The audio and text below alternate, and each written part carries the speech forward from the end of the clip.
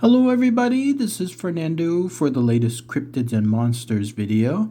Alright, let's go ahead and let's do another entry here, once again based on one of your new suggestions. This one having to do with a mishmash of sorts when it comes to playlists. Could either be on the side of Cryptids and Monsters, or it could be on the side of Ghosts and Spirits. I debated on which side to place it in, but ultimately I put it here on the Cryptids and Monsters side because there is some physical evidence, at least when it comes to the encounters associated with this creature. But it's still very mysterious. By all accounts, there's no indication as to really what it looks like. So much of it is just left for speculation, but there were some actual physical occurrences with this cryptid. In fact, you're looking at a very loose representation of it here. It has a very unique name as well. It's known as the Phantom Bird of Lincoln's Inn. So let's go ahead and let's talk about all the bizarre information associated with this cryptid, with these encounters. And then those of you that happen to go to Lincoln's Inn, you might have a chance of actually visiting the very location where these things happen. So here's all the info. So the phantom bird at Lincoln's Inn is essentially a creature, a phantom-like bird that was encountered there at a place called Lincoln's Inn, which is one of the oldest of the 4 inns of a court in London. So if you happen to be familiar with that area, and just looking at some of the pictures when I was doing research for this video, it seems like it's a huge place. And I may have found a location about where this occurred, but otherwise, and you'll see that here in a minute, but otherwise, if you happen to go to this spot, check it out. Maybe you might have more information and post it in the comments afterward about this story in of itself. But this occurred way back when, on February 25th, 1913, over 100 years ago, in fact. It occurred there at that spot called the Lincoln's Inn, one of the legal offices. And here's what happened. So on that fateful evening, there was a group of men that were actually standing by those legal offices. I don't know if those men were basically employees from that place, or if they were some other type of security, anything along those lines, but they were there just standing around when they heard what sounded like a terrified scream. And then from those legal offices, when they looked up, they saw that there was a figure of a man that was fighting off something invisible. Isn't that creepy already? The idea that something is physically attacking this man and they can see it, and while they're doing so, they see that there's the telltale signs that something truly is there, but you can't see it. You can't see anything at all as to what it is. And so they went straight up into that floor, and then there was too little too late, because they found that the man, a guy by the name of Charles Appleby, who was a young barrister there, was now dead. He was dead, and then the entire floor was covered with his blood. And so obviously that scared a lot of the tenants there. There was a lot of rumors about what was going on associated with that location. It took a little while later, in fact, a couple months afterward, that another situation occurred. This one, though, had no witnesses whatsoever, because it turns out there was another young man, a young barrister by the name of John Radlett, in that very same office where Charles Appleby was found dead. Now, this guy was also found dead, but he was found hanged.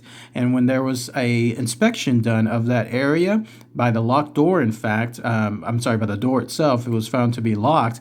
There were these deep scratches right on the inside, but they did not look like anything that a human would make.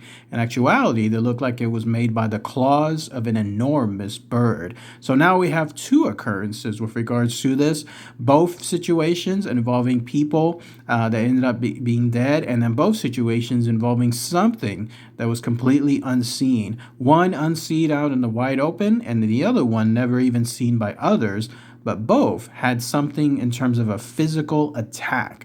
Very, very creepy stuff. And then finally, there was another encounter that occurred as well. This one happened actually with a ghost hunt of sorts, if you will. There was so much notoriety associated with these encounters that there were 2 newspaper editors, one by the name of Sir Max Pemberton and another one by the name of Ralph Blumenfield. They in turn decided to investigate, no doubt to create a story for their newspapers and see if they could actually witness what this thing was. What was haunting that location? Was it truly a ghost? Was it a physical item? What was it? And so they decided to spend the night there in that spot. They even locked themselves within that very same room where those two other poor guys were found dead. And then they just decided to wait. But they actually had the thinking ahead of time to be able to bring some chalk. They found some French chalk, and they decided to sprinkle it around the place because they had heard again that whatever this thing was, it was invisible, but with the chalk in of itself, they could see in some ways what it was. Like they would at least have some kind of imprints linked to it. Everything was going though very, very quietly. They were there in the evening. It was going on into the night. In fact, it was past midnight that at a certain point that they thought that everything was just false. Like this was a situation where maybe people were embellishing things. They were actually about to leave because of no activity at all. And then that's when it occurred. The locked door that they had previously made sure was locked suddenly swung open. And then the windows, which were previously bolted shut, again to make sure that whatever it was that wanted to make its presence known would have to get past them. Well, it did. They actually ended up opening quite suddenly, and then a harsh wind, according to them, entered the room. When that happened, the only light that they had, which was a gas light, was extinguished, and then they heard it. The story goes that they ended up hearing a horrific beating noise followed by the flapping of some very, very large wings. Here's where things get truly creepy as well. They could actually see a very large dark object now moving across the room and then moving through a wall. And again, it looked like the telltale signs of a giant bird. Isn't that it's crazy, right? So in this situation, they could actually see something. It wasn't 100% up front, like they couldn't see it broad daylight type stuff.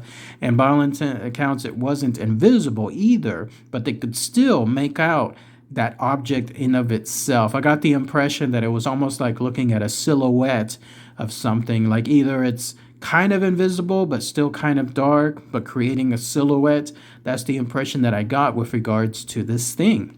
And so there it was, moving about, going through the wall, and then that's when it moved into another room, and then that's when one of the reporters, another one that was nearby in another area, rushed up, and then that's when they looked, and they realized that this thing was there, but it wasn't all of a sudden. But what really was left afterward was this. Remember that chalk that I was mentioning earlier that they had the forward thinking of spreading around the place?